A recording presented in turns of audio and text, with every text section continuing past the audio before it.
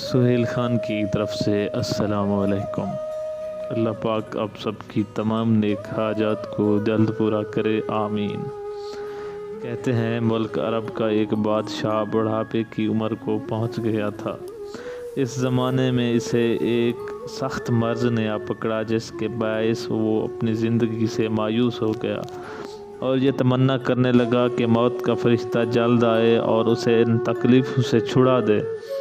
انہی ایام میں محاذ جنگ سے ایک سپاہی اس کی خدمت میں حاضر ہو کر اسے یہ خوشخبری سنائی کہ حضور کے اقبال یاوری سے ہماری فوج نے دشمن کو شکست دے کر فلاں علاقے پر قبضہ کر لیا ہے اور اس علاقے کے باشندے سچے دل سے حضور کے فرما بردار ہیں۔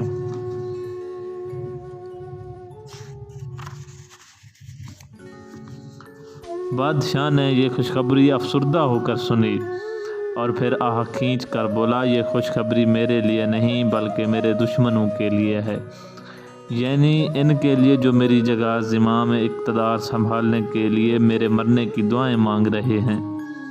حضرت سعدی نے اس حکایت میں انسان کو اس کی آرزوؤں کے انجام سے آگاہ کیا۔ انسان کیسا بھی صاحب اقتدار بن جائے، اس کا انجام فنا ہے۔ موت مقررہ وقت پر اس کے دروازے پر دستک دے گی اور اسے اپنا تمام ساز و سامان چھوڑ کر اس دنیا سے رخصت ہونا پڑے گا۔